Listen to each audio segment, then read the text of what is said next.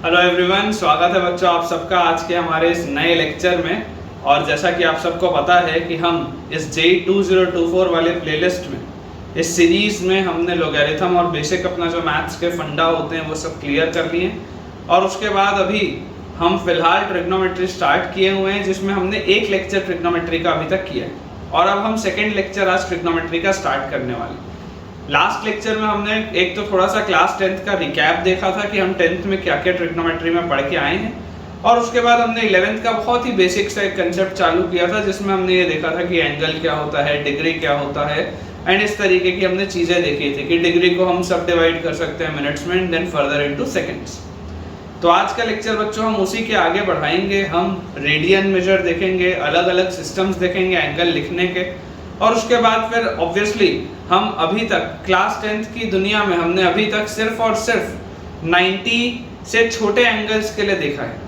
हमने जितनी भी ट्रिग्नोमेट्री पढ़ी है वो सिर्फ 90 से छोटे एंगल्स के लिए पढ़ी है, जैसे कि 0 डिग्री, 15, 30, 45, 60, 90 इस तरीके के एंगल्स के लिए। लेकिन क्योंकि उस समय हमारा जो हमेशा ट्राइंगल के अंदर एंगल होता था वो थीटा होता था। आप याद करिए, एक राइट एंगल ट्राइंगल जब आपके सामने होता था तो उस राइट एंगल ट्राइंगल में बच्चों आपके पास हमेशा एक थीटा एंगल होता था जो ऑब्वियसली हमेशा 90 से छोटा होता था। लेकिन अब धीरे धीरे हम देखेंगे कि 90 से बड़े एंगल्स में किस तरीके से ये ट्रिग्नोमेट्रिक रेशियोज वर्क करते हैं। So without wasting any time बच्चों हम आज का लेक्चर अपना रिज्यूम करते हैं।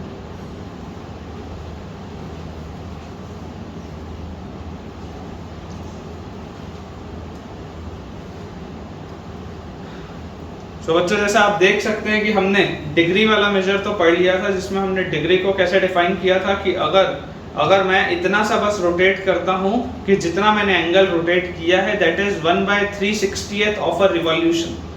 याद करिए, आप डिग्री के डेफिनेशन में मैंने बोला था कि 1/360th ऑफ अ रिवॉल्यूशन अगर मैं रोटेट करता हूं तो वैसे रोटेशन को 1 डिग्री बोला जाता है। ठीक है, उसी तरीके से अगर हम रेडियन की बात करें तो आपको जो बच्चों चीज समझ में आनी चाहिए वो ये है कि हमारे पास अलग अलग तरीके के मेजरमेंट के सिस्टम होते हैं।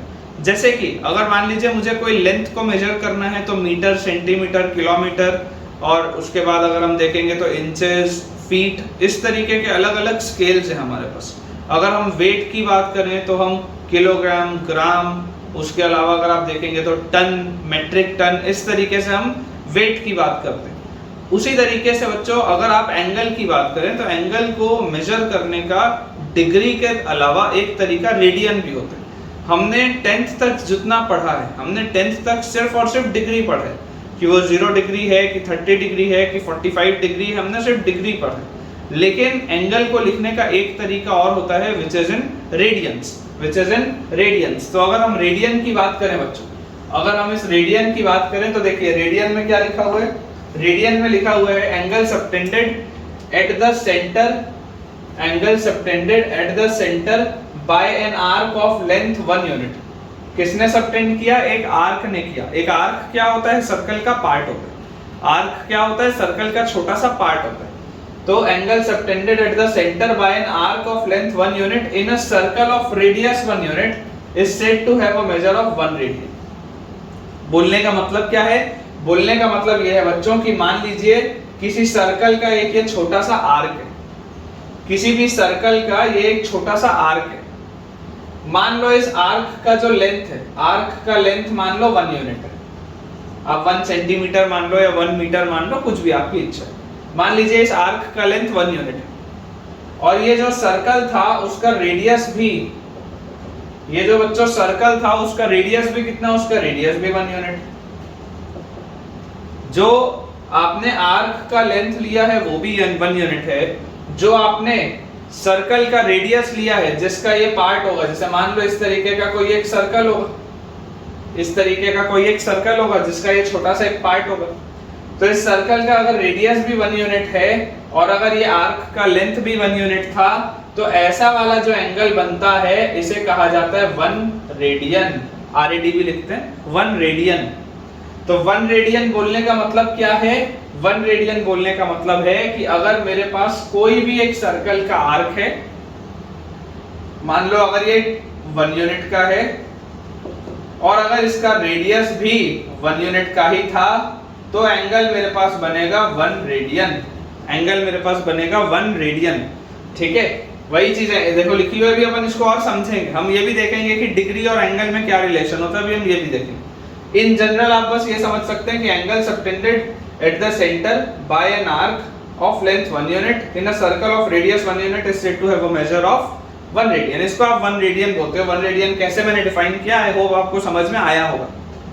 उसके बाद लिखा है in a circle the length of the arc is equal to the product of radius and the angle subtended by that arc in radians at the center of the circle। याद करिए बच्चों, आपने क्लास 10th में एक chapter पढ़ा है which is area related to circle।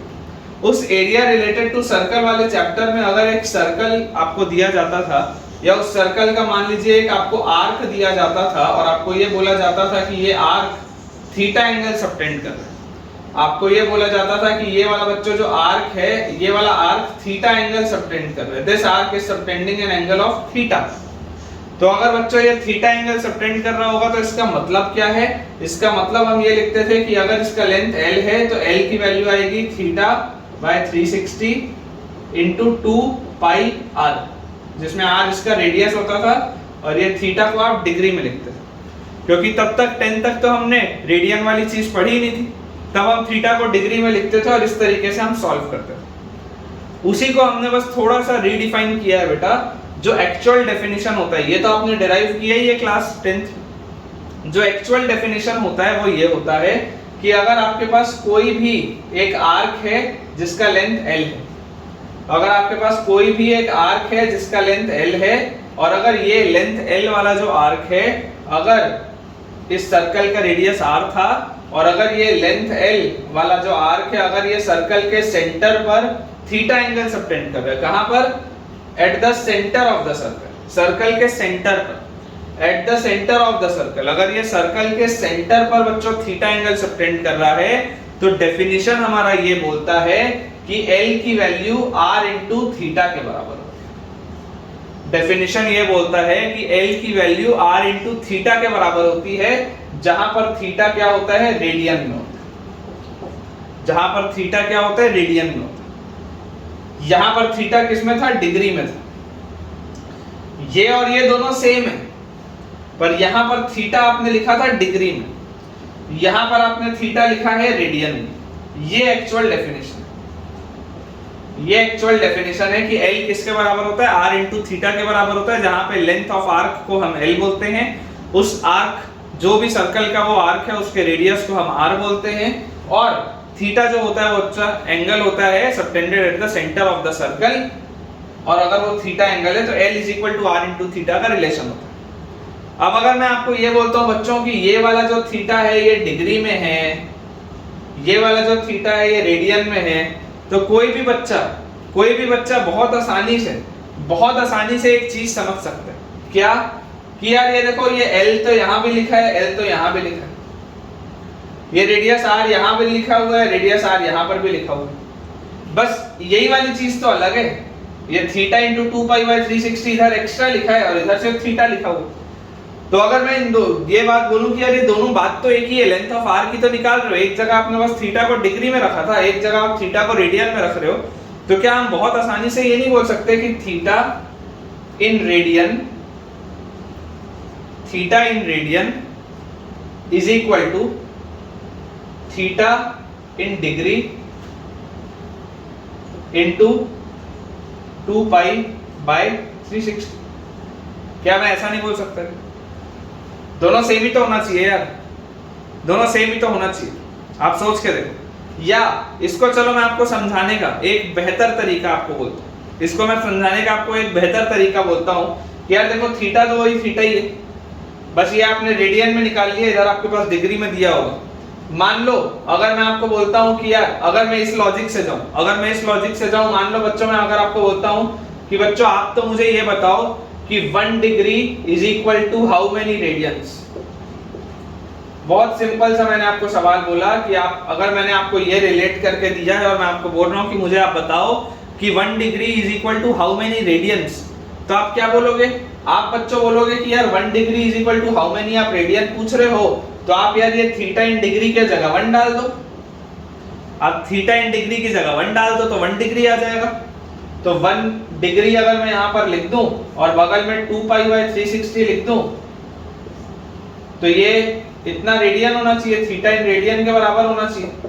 तो यहाँ से मेरे पास क्या आ जाएगा, 2 और 360 कटेगा तो 180, तो पाई बाय 180 डिग्रीज, 1 डिग्री तो डाल दिया ना, ये थीटा इन रेडियन आ जाएगा, ये थीटा इन रेडियन आपके पास आ जाएगा पाई बाय 180। मतलब 1 डिग्री की वैल्यू किसके बराबर आ जा रही है, पाई बाय 180 के बराबर आ जा रही है। यहाँ से ये 1 डिग्री की वैल्यू मेरे पास किसके बराबर आ जा रही है, जो रेडियन में मेरे पास आंसर आ रहा है, 1 डिग्री रखने पर रेडियन में मेरे पास क्या आंसर आ रहा है, पाई बाय 180 आ रहा है।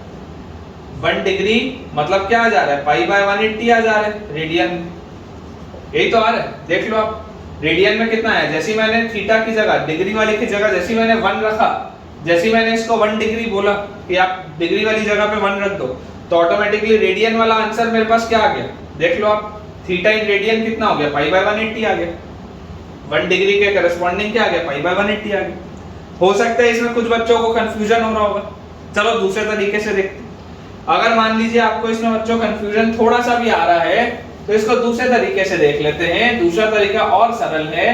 अभी अभी देखिए, अभी अभी हमने जो डेफिनेशन पढ़ा, अभी अभी हमने बच्चों डेफिनेशन क्या पढ़ा है, अभी अभी हमने बच्चों ये डेफिनेशन हमारे पास पढ़ा है कि अगर हमारे पास कोई भी एक आर्क होता है, तो सर्कल भी तो एक आर्क है, पूरा आर्क है भाई, arc is a part of the circle, पूरा कंप्लीट सर्कल भी तो आर्क आप बोल ही सकते हो। तो अगर ये आर्क है, या चलो आप और बेटर समझो, अगर आपको इसमें भी कंफ्यूजन होता है तो और बेटर समझो, चलो आप तो ऐसा कर लो, आर्क की बात हो रही है, सेमी सर्कल एक आर्क होता है, अगर आर्क की बात हो रही है तो सेमी सर्कल एक आर्क होता है इस तरीके का, ठीक है। अगर मान लीजिए मैं आपको बोलता हूं कि एक आर्क है, ठीक है, और ये आर्क सेंटर पर थीटा एंगल सबटेंड कर रहा है, और इस आर्क का रेडियस r है, और इस आर्क का लेंथ l है। दोबारा बोलता हूं, पूरा एक सेमी सर्कल है जो एक आर्क होता है, वो सेंटर पर एंगल थीटा सबटेंड कर रहा है, और उसका रेडियस मान लो r है। तो डेफिनेशन क्या बोलता है कि length of the arc is equal to r into theta, जहां पर ये थीटा किस में डालते हैं, हम रेडियन में डालते हैं। अभी अभी हम पढ़ के आए, मुझे अपने प्रीवियस नॉलेज से क्या पता है कि अगर सर्कल का पूरा सरकमफेरेंस 2 पाई r होता है, तो सिर्फ सेमी सर्कल वाले हिस्से में आर्क लेंथ कितना होगा, पाई r। ये हमारा बेसिक सा नॉलेज बोलता है। And this is equal to, यहां पर आपके पास कितना आ गया r, और यहां पर आपके पास कितना आ गया, थीटा इन रेडियंस, ये आ जाएगा, ठीक है। तो अब आप जरा सोच के देखो, क्या अगर मैं यहां से r काटूं तो क्या मेरे पास ये थीटा इन रेडियंस किसके बराबर आ रहा है, पाई के बराबर आ रहा है क्या? मतलब कि आपके हिसाब से ये वाला जो सेमी सर्कल होगा वो सेंटर में कितना एंगल सबटेंड कर रहा होगा, पाई के बराबर कर रहा होगा। मेरे पास आ तो यही रहे, थीटा इंटू रेडियन मेरे पास पाई के बराबर आ रहा है। तो इसको बच्चों समझने का एक तरीका ये है कि हमें तो क्या पता था, हमें ये पता था कि एक पूरे सर्कल सेंटर पे 360 डिग्री एंगल बनाता है, एक सेमी सर्कल सेंटर पे 180 डिग्री का एंगल बनाता है। तो मेरे हिसाब से तो ये 180 डिग्री बनाना चाहिए था, मेरे हिसाब से तो ये 180 डिग्री बनाना चाहिए था, लेकिन ये बना कितना रहा है, पाई बना रहा है। बनाना चाहिए था 180 डिग्री, आंसर आ रहा है पाई रेडियन में। तो क्या मैं ये बोल सकता हूं कि यार 180 डिग्री और पाई रेडियन तो सेम होना चाहिए, बस यूनिट का ही अंतर है, 180 डिग्री और पाई रेडियन तो सेम होना चाहिए। तो क्या यहां से भी मेरे पास वही आ जा रहा है क्या कि 1 degree is equal to pi by 180 in radian? सोच के देखो, क्या वही चीज आ गई क्या जो मैंने अभी अभी लिखी थी। रेडियन को बेटा एक तरीका लिखने का ये भी होता है कि जैसे मान लीजिए अगर आपको 1 रेडियन बोला जा रहा है तो आप 1 और उसके ऊपर छोटा सा एक c ऐसा बना सकते हैं, 1 और उसके ऊपर एक छोटा सा आप ऐसा c बना सकते हैं। This is also known as 1 radian. तो क्या मैं इसको यहाँ पर ऐसा लिख लूं क्या, इस तरीके से पाई बाय 180 और रेडियन के लिए छोटा सा एक c लगा दिया, या यहाँ पर क्या मैं ऐसा लिख सकता हूँ कि 180 degree is equal to pi radian, एक ही बात है। तो आई होप बच्चों आपको ये वाली चीज तो ठीक से क्लियर हुई होगी आप इसे एक बार अच्छे से नोट कर लीजिए, इसके बाद हम इसमें कुछ चर्चा और करेंगे।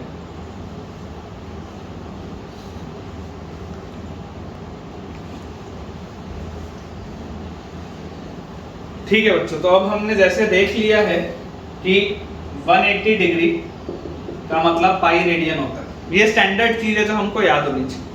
180 डिग्री का पाई रेडियन मतलब होता है। इसी को आप अगेन मान लीजिए, जैसा मैं पहले बता रहा था और नहीं बताया था, मान लो अगर मेरे पास सर्कल होता तो एक सर्कल सेंटर पे कितना एंगल सबटेंड करता है? सर्कल सेंटर पे सबटेंड करता है 360 डिग्री का एंगल। एक सर्कल जो होता है वो सेंटर पे कितना एंगल सबटेंड करता है? 360 डिग्री का। अब अगर मैं बोलता हूं कि इस सर्कल का रेडियस r है, तो मुझे इसका सरकमफेरेंस कितना पता है? L जो इसका सरकमफेरेंस होगा वो 2 पाई r के बराबर होना चाहिए। ये मैं पढ़ के आया हूं बचपन से। और मुझे पता है कि L तो r इंटू थीटा के बराबर होता है, जिसमें थीटा रेडियन में होता है। तो क्या मैं ऐसा बोल सकता हूं कि 2 pi r should be equal to r into theta in radian? तो ये r से r कैंसिल आउट होगा, तो ये थीटा इन रेडियन कितना आ जा रहा है? 2 पाई आ जा रहा है। थीटा इन रेडियन कितना आ जा रहा है? 2 पाई आ जा रहा है। जबकि मुझे तो क्या पता था कि डिग्रीज में कितना एंगल होता था? 360 डिग्री होता था। तो क्या मैं ऐसा बोल सकता हूं क्या कि यार 360 डिग्री का मतलब जरूर 2 पाई रेडियन के बराबर होता होगा? 360 डिग्री का मतलब जरूर 2 पाई रेडियन के बराबर होता होगा। तभी तो यहां से मैं बोल रहा हूं कि देखो 180 डिग्री और पाई रेडियन का मतलब एक ही होता है। तभी तो हम बोल पा रहे हैं कि 180 डिग्री और पाई रेडियन का मतलब एक ही होता है। तो हमको याद ये चीज रखना, हमको इस चीज को पकड़ के चलना है, हमको इस चीज को याद रखना। अब इसमें एक चीज आपको कभी कभी और परेशान कर सकती है, वो ये है कि मान लीजिए अगर मैं बोलूं कि यार ठीक है, पाई रेडियन जो है वो 180 डिग्री के बराबर होता है, अग्रीड। पाई रेडियन 180 डिग्री के बराबर होता है, अग्रीड। आप तो मुझे 1 रेडियन का वैल्यू बताओ, अप्रोक्सीमेट वैल्यू आप तो मुझे बताओ 1 रेडियन का कितना होता होगा। तो बेटा 1 रेडियन का अप्रोक्सीमेट वैल्यू आ जाएगा 180 बाय पाई डिग्री। 1 रेडियन का अप्रोक्सीमेट वैल्यू कितना आ जाएगा? 180 बाय पाई डिग्री।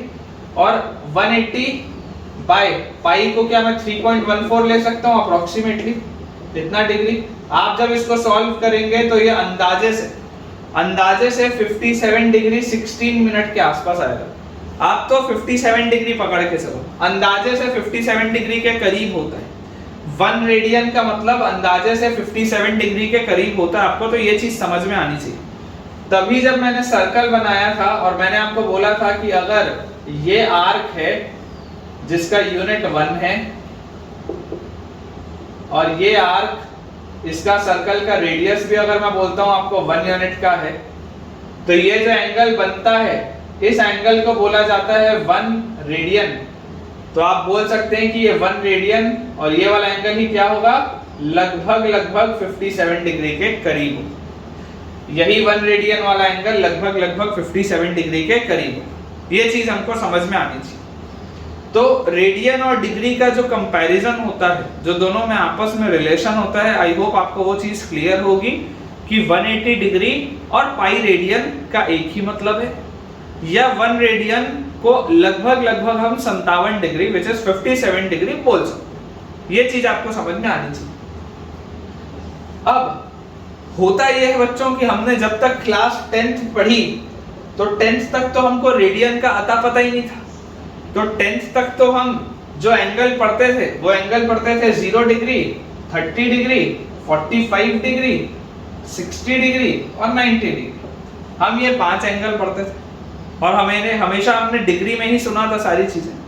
लेकिन अब क्योंकि बच्चों आप क्लास 11th में आ गए हैं, तो आपसे ये अपेक्षा की जाती है, आपसे ये उम्मीद की जाती है कि आप एंगल्स को रेडियन में भी अगर लिखे हों तो पहचानें। जितनी बार भी आप ट्रिग्नोमेट्री का सवाल देखेंगे क्लास 11th, मैंने आपको लास्ट लेक्चर में बताया भी था कि एस एल लोनी एक बुक है, बहुत अच्छी बुक है, प्रैक्टिस के लिए it is a very good book, a must have book for every IIT JEE aspirant. तो अगर आपको उसमें से कुछ भी होमवर्क चाहिए हो, आप मुझे बेझिझक कमेंट से बता सकते हैं, क्योंकि और 1-2 लेक्चर के बाद से अब उसमें होमवर्क आपको मिलना स्टार्ट हो सकता है। तो जितने भी बच्चे इस वीडियो को देख रहे हैं, आप बिल्कुल रिक्वेस्ट कर सकते हैं कमेंट्स में कि आपको होमवर्क उसमें से दिया जाए और मैं आपको वो प्रोवाइड करूंगा। उस बुक में आप देखेंगे कि बहुत चुनिंदा जगह एंगल्स को डिग्री में लिखा गया होगा, अदरवाइज हर जगह एंगल को रेडियन में लिखा जाता है, हर जगह एंगल्स को लिखा जाता है रेडियन में। रेडियन में मतलब पाई के टर्म्स, रेडियन में मतलब पाई के टर्म्स में। तो अगर हम यहाँ पर देखें, अगर हम बोलते हैं कि यार 0 डिग्री बताओ क्या, अगर हम बोलते हैं कि 0 डिग्री बताओ क्या होगा, तो 0 डिग्री तो यार 0 रेडियन के बराबर होगा। भाई मेरे पास है पाई रेडियन 180 डिग्री के बराबर होता है, तो 0 डिग्री किसके बराबर होगा? 0 रेडियन के बराबर होगा। आपस में कोई रिलेशन ही नहीं। 0 degree will be equal to 0 radian. कि अगर बीच में कोई एंगल ही सबटेंड नहीं हुआ तो वो रेडियन में भी 0 होगा, डिग्री में भी 0 होगा। 30 डिग्री, तो अब मैंने अभी अभी पढ़ा है कि 1 डिग्री को पाई बाय 180 रेडियन बोलते हैं। बार बार ये ऊपर सी लगाने की जरूरत नहीं है, अगर आप कुछ ना भी लगाएं तो वो अंडरस्टूड होता है कि आप रेडियन में बात कर रहे हैं। आप ध्यान से सुनिएगा जो मैं बोल रहा हूं, दोबारा आपको बोल रहा हूं, अगर सिर्फ एक कांस्टेंट भी लिखा जाए तो ये अंडरस्टूड होता है कि आप रेडियन में बात कर रहे हैं। मैं क्या बोलना चाह रहा हूं मैं आपको समझा देता हूं। कई बार हम क्लास 10th में थे तो हम फ्लो में ऐसा लिख देते थे, ये दोनों का मतलब सेम नहीं है। Both of them are not equal, ये दोनों का मतलब सेम नहीं, क्योंकि ऊपर जिसमें डिग्री लगी है वो तो सही बात है यार, ये 30 डिग्री लगी है तो साइन 30 डिग्री तो हाफ होता है। लेकिन अगर ऊपर कुछ नहीं लगा तो उसका मतलब होता है कि वो रेडियन बोल रहे हैं। ये चीज आपको समझ के चलनी पड़ेगी कि दिस इज इन रेडियन। अगर ऊपर कुछ नहीं लगा है तो हम ये मान के चलेंगे कि वो एंगल रेडियन में। 10th तक ये प्रॉब्लम इसलिए नहीं होती थी, 10th का टीचर कई बार जानता भी नहीं है ये सारी बातें, और वो आपको इसलिए भी नहीं बोलता था क्योंकि उसमें हमने रेडियन पढ़ा ही नहीं था। तो साइन 30 मतलब हाफ ही होता था। आप 30 डिग्री बोलोगे सिर्फ साइन 30 बोलो, वो हाफ ही बोलते थे। लेकिन अब हम 11th में आ गए तो हमें पता होना चाहिए कि हम क्या लिख रहे हैं। तो अगर आप बार बार ऊपर सी छोटा सा ना भी लगाएं तब भी चलेगा, क्योंकि ये अंडरस्टूड होता है कि अगर ऊपर कुछ नहीं लगा मतलब वो रेडियन की बात हो रही है। 30 डिग्री, अगर मान लो 30 डिग्री की बात होती है तो इसको अगर मैं 30 से मल्टीप्लाई कर दूं तो 30 डिग्री कितना आ जाएगा? 30 इंटू पाई बाय 180। 30 और 180 कटेगा तो यहाँ 6 आएगा, तो हमारे पास कितना आ गया? Pi by 6। 30 डिग्री की वैल्यू कितनी आ गई हमारे पास बच्चों? Pi by 6। ये हमको पाई बाय 6 याद होना चाहिए, हमारे दिमाग में बस जाना चाहिए कि पाई बाय 6 मतलब 30 डिग्री, 45 डिग्री मतलब पाई बाय 4, 60 डिग्री मतलब पाई बाय 3, 90 डिग्री मतलब पाई बाय 2। याद होना चाहिए, सब कुछ याद होना चाहिए। बहुत सरल सी बात है। देखो 45 डिग्री अगर करने बोला गया होता है, इसको आप 45 से मल्टीप्लाई करते हैं तो 45 degree will be equal to 45 into pi by 180। तो 45 और 180 आप काटोगे तो 4 आएगा, तो आ गया पाई बाय 4। 60 डिग्री अगर करने बोला गया होता तो मैं लिखता 60 इंटू पाई बाय 180 60 डिग्री के लिए, तो मेरे पास देखो क्या आ जाता? Pi by 3। 90 डिग्री के लिए पाई बाय 2। दिख ही रहा है 180 डिग्री का आधा होता है 90 डिग्री, तो आधा यहाँ करूंगा तो पाई बाय 2 हो जाएगा। ये चीज बच्चों मुझे याद होनी चाहिए, दिस इज वेरी इंपॉर्टेंट। हमारे अगले लेक्चर के पहले आपको ये एंगल्स याद होने चाहिए। अगर आपको ये एंगल्स याद नहीं होते हैं तो बहुत तकलीफ का विषय है। आपको ये एंगल्स याद होना बहुत बहुत बहुत ज्यादा जरूरी है, ठीक है ना? आपको ये याद होना ही चाहिए। तो अब बच्चों हम कुछ सवाल बना के देखते हैं, सरल से कुछ सवाल बनाते हैं, क्योंकि हमने डिग्री और रेडियन का कंसेप्ट सीख लिया है। तो एक दो इजी से क्वेश्चन हम बहुत आसानी से बना सकते हैं। तो मैं आपके सामने एक सवाल लिखता हूं जिसमें कि आपको डिग्री को रेडियन में कन्वर्ट करना होगा, ठीक है? क्वेश्चन है बच्चों आपके पास, कन्वर्ट हमें करना है 40 degree 20 minutes, 40 degree 20 minutes into radian. 40 degree 20 minutes into radian. आप चाहें तो अपने आंसर को फिलहाल के लिए फ्रैक्शन में भी छोड़ सकते हैं, कोई प्रॉब्लम नहीं। तो 40 डिग्री 20 मिनट्स को अगर बच्चों मुझे रेडियन में कन्वर्ट करना है तो मैं क्या चीज जानता हूं? मैं ये बच्चों जानता हूं कि यार 40 डिग्री तो ठीक है, 40 डिग्री है, साथ में 20 मिनट्स लिखा हुआ है, तो 20 मिनट्स को मुझे थोड़ा सा ठीक करना पड़ेगा।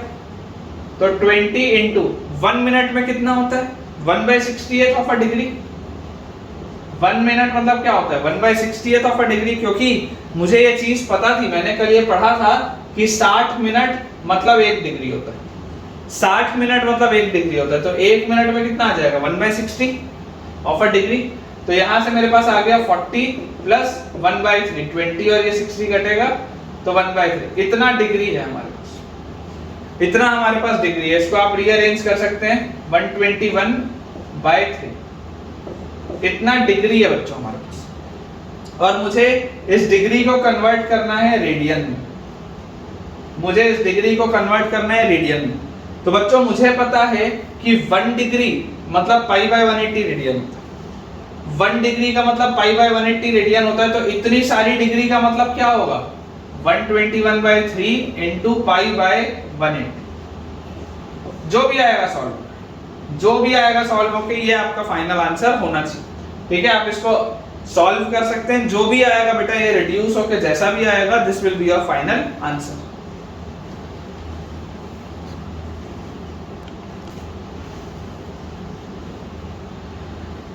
ठीक है बच्चों, तो मान लीजिए भाई हमने जैसे जैसे अभी डिग्री को रेडियन में कन्वर्ट किया था, मान लो अगर मुझे बोला जाए कि यार आप तो 6 रेडियन को डिग्री में कन्वर्ट करो, 6 रेडियन को डिग्री में कन्वर्ट करो, तो मुझे क्या चीज पता है, मुझे ये चीज बच्चों पता है कि यार पाई रेडियन का मतलब 180 डिग्री होता है, मुझे ये चीज पता है कि पाई रेडियन का मतलब 180 डिग्री होता है, तो 1 रेडियन का मतलब आ जाएगा 180/पाई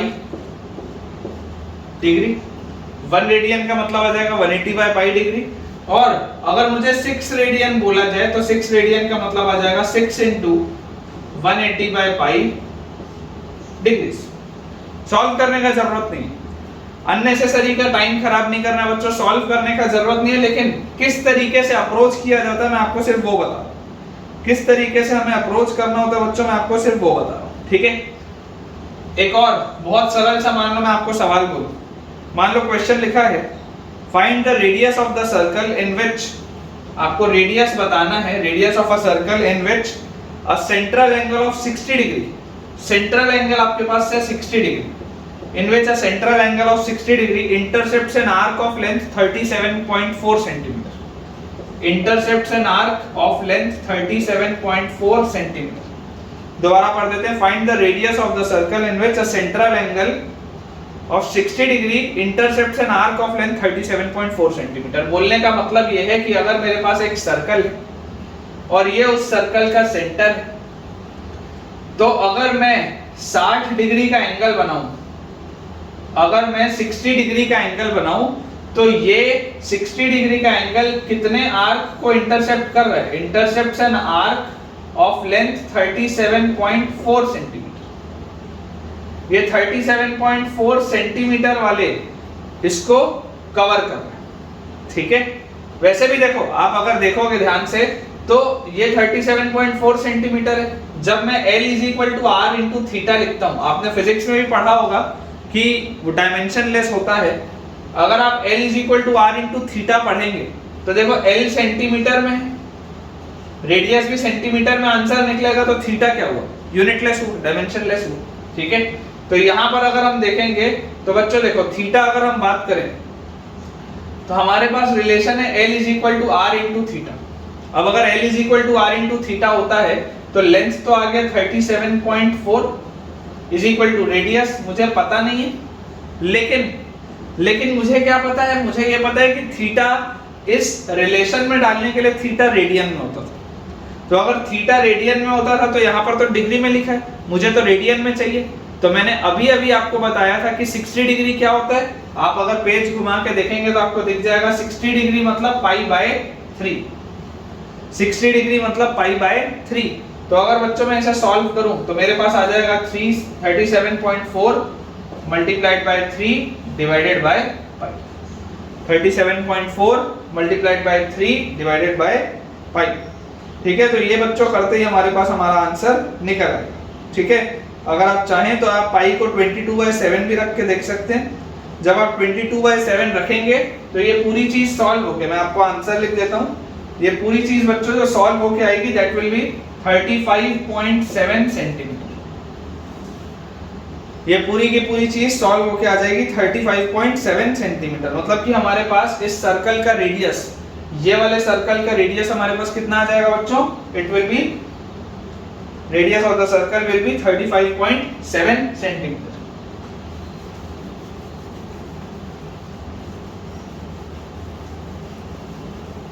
कुछ बच्चों हम बेसिक से क्वेश्चंस और कर लेते हैं, है ना, उससे हमारी थोड़ी सी प्रैक्टिस और अच्छी हो जाएगी, उसके बाद हम अपना पोर्शन आगे बढ़ा पाएंगे, है ना। बेसिक से सवाल है, कोई बहुत ज्यादा डिफिकल्ट क्वेश्चन तो है नहीं। मान लीजिए अगर मेरे पास एक क्वेश्चन दिया हुआ होता, the minute hand of a watch is 1.5 centimetre long. एक घड़ी है, इस घड़ी का जो मिनट हैंड है it is 1.5 centimetre long. Minute hand is 1.5 centimetre long. How far does its tip move in 40 minutes.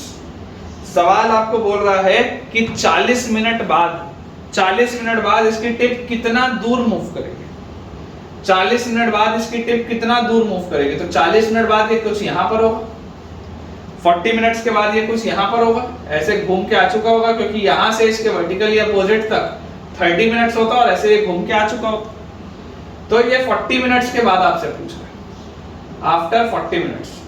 अब आपको ये समझना है कि देखो ये घड़ी का सवाल है, घड़ी का सवाल है, तो ये वाला मिनट और जो आप डिग्री में पढ़ते हो मिनट, वो दोनों अलग है। ये घड़ी वाला मिनट है जिसमें 1 घंटे में 60 मिनट होता है, वो डिग्री वाला मिनट है जिसमें 1 डिग्री में 60 मिनट होता है। दोनों अलग अलग है ना, कंफ्यूज नहीं होना, दोनों अलग अलग है।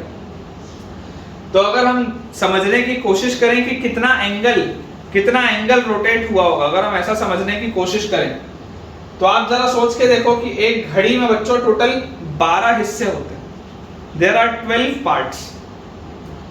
टोटल एंगल जो सबटेंड होता है घड़ी में, सेंटर में होता है 360 डिग्री, और अगर मैं इसको 12 से डिवाइड कर दूं तो मेरे पास आ जाएगा 30 डिग्री। मतलब कि हर 5 मिनट में जब एक घड़ी का कांटा 5 मिनट घूमता है तो एंगल वो कितना स्वीप करता है? 30 डिग्री। तो अगर आपकी घड़ी का कांटा 40 मिनट घूमा है, 40 मिनट, तो देखो 5 मिनट में वो स्वीप करता है कितना? 5 मिनट में वो स्वीप करता है 30 डिग्री। तो आफ्टर 40 मिनट्स वो कितना स्वीप करेगा बताओ? That will be 30 into 40/5। ये आपके पास आ जाएगा बच्चों 240 डिग्री। ये आपके पास आ जाएगा 240 डिग्री। मतलब वो 240 डिग्री का एंगल उसने स्वीप किया। ये जो आपने एंगल यहाँ पर लिखा है, this angle is 240 degree. This angle is 240 degree. तो अगर ये 240 डिग्री का एंगल है तो यहाँ पर मेरे पास देखो क्या आ गया, length is equal to R into theta. Length is equal to R into theta. अब आपको बोला जा रहा है कि वो कितना दूर जाएगा, वो कितना दूर जाएगा, उसने कितना, यही तो सवाल है ना आपके पास। सवाल क्या लिखा है दोबारा पढ़ देते हैं। The minute hand of a watch is 1.5 centimetre long, how far does its tip move in 40 minutes. 40 minute में ये टिप, ये वाली जो टिप है ये कितना दूर गई। How far does the tip move in 40 minutes. 40 minute में ये वाली टिप कितना दूर गई। तो ये वाली जो टिप है बच्चों, यहां से घूम के यहां तक आ गई, ये यहां से घूमकर यहां तक आ गई है 40 मिनट में। तो ये टिप किस में मूव कर रही है? एक सर्कुलर मोशन में मूव कर रही है। तो अगर मुझे इसका लेंथ निकालना है, इस आर्क का कितना दूर गई, इस अगर मुझे लेंथ का निकालना है आर्क का, तो इसके लिए रेडियस क्या है? 1.5 और थीटा इन रेडियंस। तो मुझे पता है कि 240 डिग्री बोला जा रहा है, तो 240 into pi by 180, 240 into pi by 180। यहाँ पर अगर मैं इसको करूं सॉल्व, तो देखो 6 3 18, 6 4 24, और यहाँ पर मेरे पास आ गया 1.5 और 3 कटेगा तो 2, और ये 2 और 4 कटेगा तो 2। तो लेंथ मेरे पास कितना आ गया? 2 पाई। कितना ये मूव किया? 2 पाई। पाई 3.14 होता है, तो ये कितना आ जाएगा? 6.28 सेंटीमीटर। अगर ये सेंटीमीटर में दिया हुआ है, 2 पाई अगर बच्चों मूव कर रहा है तो कितना आ जाएगा हमारे पास बताओ? 6.28 सेंटीमीटर आ जाएगा। ठीक है। इसके बाद अगर हम मान लीजिए एक सवाल अगर हम और करके देखें, इसको हम मिटा लेते हैं। आई होप आपको बेटा क्लियर हो रहा होगा। बहुत बेसिक से क्वेश्चन है, कोई खास सवाल नहीं है। सिर्फ आप L is equal to R into theta से कंफर्टेबल हो जाए, ये उसके लिए क्वेश्चन। हमारा इनिशियली देखो पर्पस ये होता है, कई सारे teachers directly JEE advance JEE mains के आपको सवाल कराने लग जाते हैं और बच्चा डर जाता है उसमें और टॉपिक में डीमोटिवेशन और आ जाता है। लेकिन हमको ये समझना पड़ेगा कि हमें पहले कंसेप्चुअली स्ट्रांग होना पड़ेगा, हमें पहले बहुत सारे सवालों को बना के देखना पड़ेगा ताकि फॉर्मूला अप्लाई कैसे होता है हमें ये पता चले, और उसके बाद कहीं जाकर बच्चों हम उस लेवल पर पहुंचेंगे कि हम मेंस और एडवांस लेवल की चीजें कर पाए। ठीक है ना। मान लीजिए अगर एक सवाल आपके सामने लिखा हुआ है कि if the arc of the same length in two circles subtend angle 65 degree and 110 degree at the centre. हमारे पास मान लेते हैं दो सर्कल्स हैं, एक बड़ा सर्कल है एक छोटा सर्कल, हमारे पास दो सर्कल्स और दोनों में आर्क का लेंथ सेम है। मान लो ये जो मैं थोड़ा सा ज्यादा डार्क कर रहा हूं, दोनों में ये आर्क का लेंथ सेम है।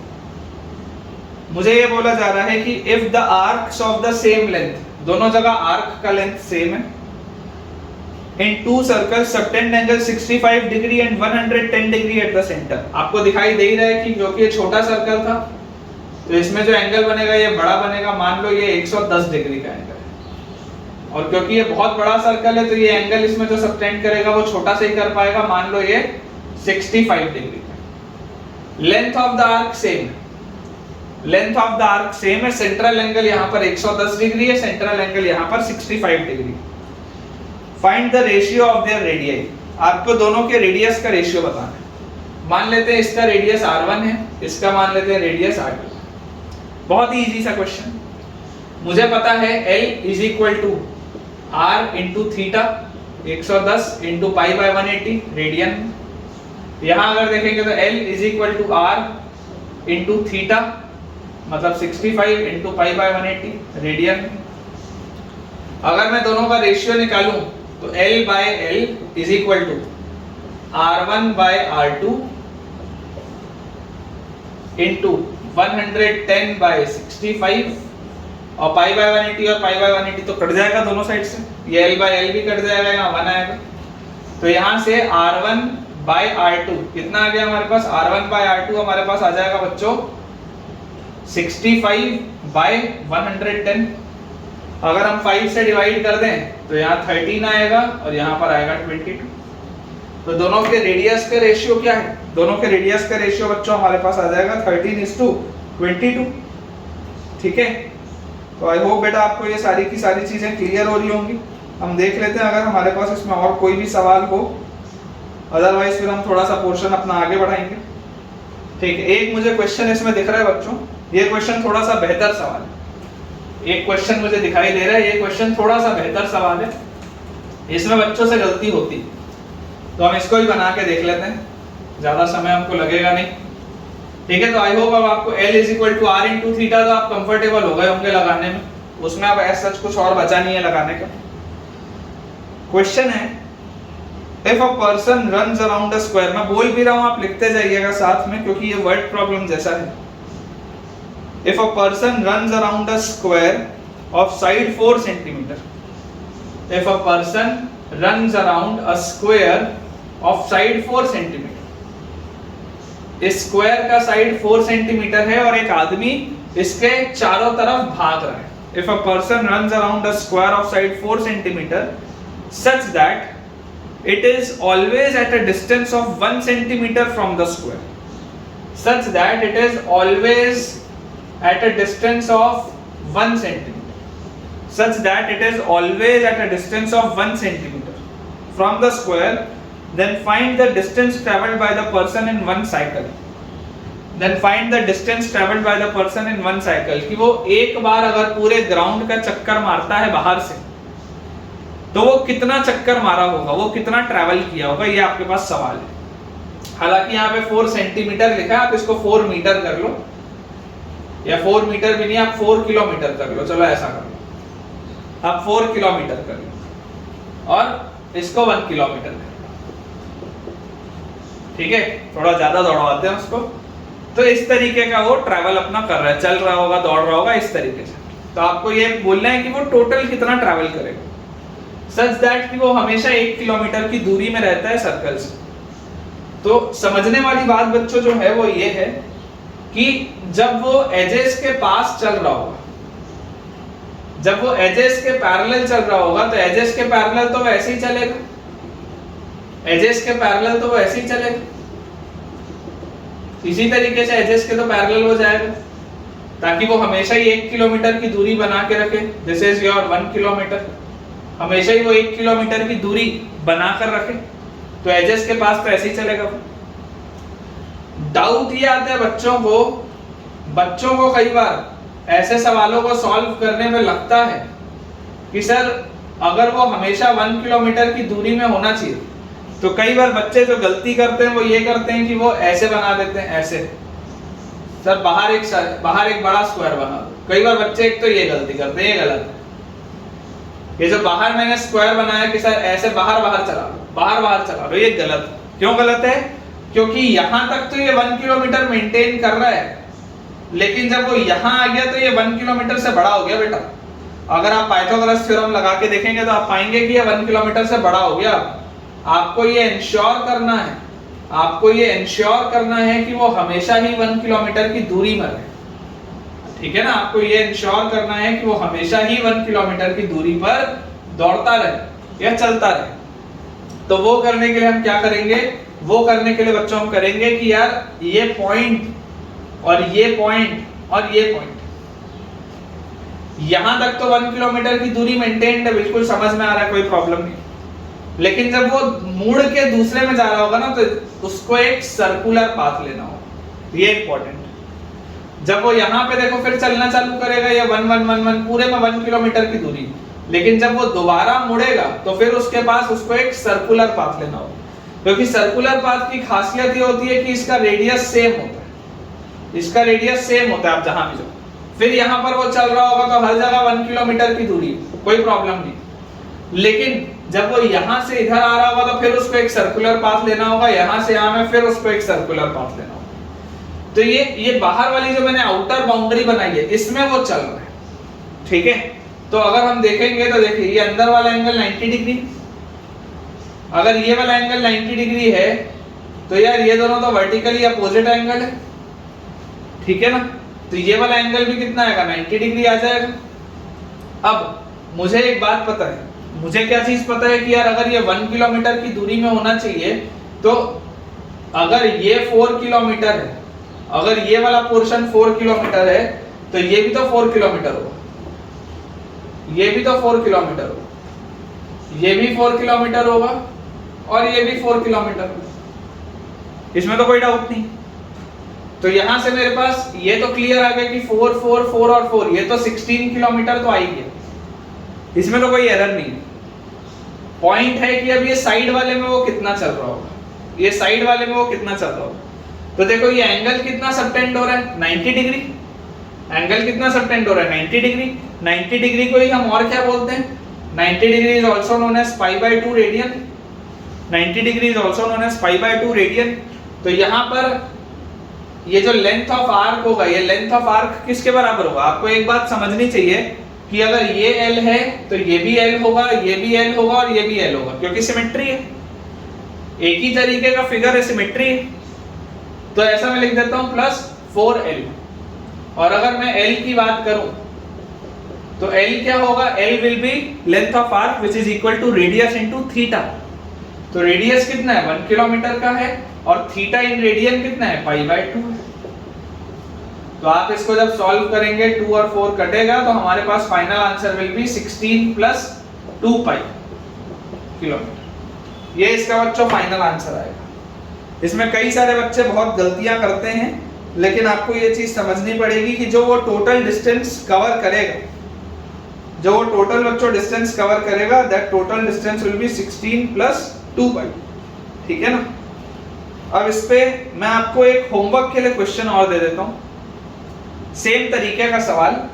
मैं आपको होमवर्क के लिए इसका फिगर बना देता हूं, आप इसे सॉल्व करके बच्चों मुझे इसका आंसर जरूर कमेंट में बताइएगा अगर आप इस वीडियो को देख रहे हैं तो। सेम कंसेप्ट का सवाल है। सवाल हमें बच्चों बोलता है कि if a person runs around an equilateral triangle, अगर एक पर्सन एक इक्विलेटरल ट्रायंगल के रन्स अराउंड, उसके अराउंड पे अगर वो चलता है, runs around an equilateral triangle of side 3 kilometre, मान लो 3 किलोमीटर का वो साइड है, इक्विलेटरल ट्राइंगल है, such that he is always at a distance of 1 kilometer from the triangle. Again वही है, always at a distance of 1 kilometer. Always at a distance of 1 kilometer from the triangle. Find the distance traveled by the person in one cycle. कि वो एक बार में कितना चलेगा. तो again तरीका वही होना चाहिए, इधर तो ऐसे ही चलेगा, इधर ऐसे ही चलेगा, और अगर हम नीचे देखेंगे तो नीचे भी ऐसे ही चलेगा। बस जो ध्यान देने वाली बात आएगी हमारे पास बाउंड्री पे, क्योंकि बाउंड्री में उसे सर्कल में मूव करना पड़ेगा। तो आपको इस बाहर वाली चीज का मुझे टोटल डिस्टेंस बताना है। बाहर अगर वो मूव कर रहा है such that he is always at a distance of 1 kilometre, तो आपको बच्चों मुझे इसका डिस्टेंस बताना है कि ये कितना आएगा। ये आपके लिए होमवर्क का सवाल रहेगा।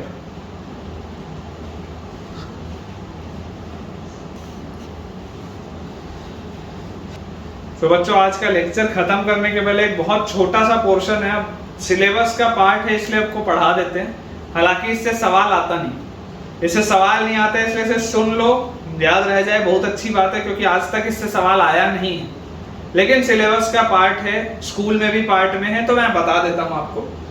अभी तक हम जो डिग्री और रेडियन वाली सारी चीजें पढ़े हैं, तो जो सिस्टम होता है एंगल मेजरमेंट का, एक टॉपिक होता है सिस्टम ऑफ एंगल मेजरमेंट।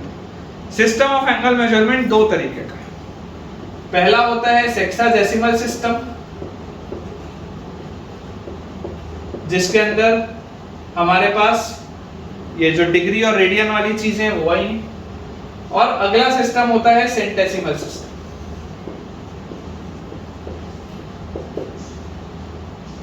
इसके अंदर आता है ग्रेड, इसके अंदर क्या आता है, ग्रेड। जैसे उसके अंदर डिग्री और आपके पास रेडियन आता है, इसके अंदर आता है ग्रेड सिस्टम। ग्रेड सिस्टम का क्या मतलब होता है, सिर्फ एक थ्योरेटिकल सा पोर्शन है, वो बता देता हूं। जैसे वन राइट एंगल है, वन राइट एंगल, तो वन राइट एंगल को हम क्या बोलते हैं, 90 डिग्री बोलते हैं। एक राइट एंगल मतलब क्या होता है, 90 डिग्री होता है, हम पढ़ के आए। और 90 डिग्री को ही हम π/2 रेडियन भी बोलते हैं, 90 डिग्री को ही हम π/2 रेडियन भी बोलते हैं। लेकिन अगर हम ग्रेड सिस्टम की बात करें तो वन राइट एंगल को 100 ग्रेड बोला जाता है। ग्रेड मतलब ऊपर छोटा सा एक जी लिखा जाता है। सिर्फ इसलिए बताया जा रहा है कि कभी गलती से आ जाए तो तुमको पता हो कि है क्या। वन राइट एंगल को 100 ग्रेड बोला जाता है, ठीक है। अगर वन राइट एंगल को 100 ग्रेड बोला जाता है तो क्या मैं ऐसा बोल सकता हूं कि अगर मान लो मुझे डिग्री वाले को और ग्रेड वाले को आपस में रिलेट करना हो तो 90 डिग्री बराबर 100 ग्रेड, या मैं ऐसा क्या बोल सकता हूं, 1 डिग्री बराबर 10/9 ग्रेड, 1 डिग्री बराबर 10/9 ग्रेड। बहुत सिंपल सी बात है। और ग्रेड वाले को भी अगर मैं फर्दर डिवाइड करूं तो एक ग्रेड के अंदर होते हैं बच्चों 100 मिनट। जैसे एक डिग्री के अंदर 60 मिनट होते थे, लेकिन एक ग्रेड के अंदर कितने मिनट होते हैं, 100 मिनट। और एक मिनट के अंदर कितने सेकंड होते हैं, 100 सेकंड। इस सिस्टम, ये वाले सिस्टम में एक मिनट के अंदर 100 सेकंड होते हैं। वो वाला जो मेरा सिस्टम था सेक्साडेसिमल सिस्टम, जिसमें मैंने डिग्री और रेडियन पढ़ा था, उसमें एक मिनट के अंदर 60 सेकंड होते थे। उसमें एक डिग्री के अंदर 60 मिनट होते थे। इधर एक ग्रेड के अंदर 100 मिनट होते हैं और एक मिनट के अंदर 100 सेकंड होते हैं। सिर्फ यही है। इस पे आपको सवाल बहुत रेयरली, इस पे बेटा आपको सवाल बहुत रेयरली मिलेगा कहीं पर भी। सिर्फ एक थ्योरेटिकल पोर्शन था, इसलिए मैंने आपको ये करा। तो आज का लेक्चर बच्चों मैं यहां तक ही रखूंगा। अगले लेक्चर में हम पहले क्वाड्रेंट के अलावा जितने एंगल्स होते हैं, जैसे जब तक हम 90 डिग्री से छोटे एंगल्स की बात करते हैं तब तक हम अपने आप को फर्स्ट क्वाड्रेंट में फिक्स करके रखें। फर्स्ट क्वाड्रेंट के अलावा सेकंड, थर्ड और फोर्थ क्वाड्रेंट के एंगल्स क्या होते हैं, कैसे उसमें ट्रिग्नोमेट्रिक रेशियोज वर्क करते हैं, वो सब हम कल के अपने लेक्चर में देखेंगे। तो आई होप बच्चों आपको आज का लेक्चर बहुत अच्छे से समझ में भी आया होगा, आप नोट्स भी बना रहे होंगे। और अगर मान लीजिए अभी आप जिस भी जगह पढ़ रहे हैं, अगर वहां पे वो चैप्टर नहीं हुआ है तो आप इसको और अच्छे से पढ़िए।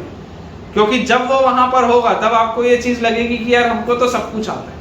ठीक है, तो आई होप आप आज का होमवर्क का सवाल भी जरूर सॉल्व करेंगे, मुझे आप कमेंट्स में उसका आंसर भी बताइएगा, एंड अपनी पढ़ाई बहुत अच्छे से आप करते रहिए। Thank you.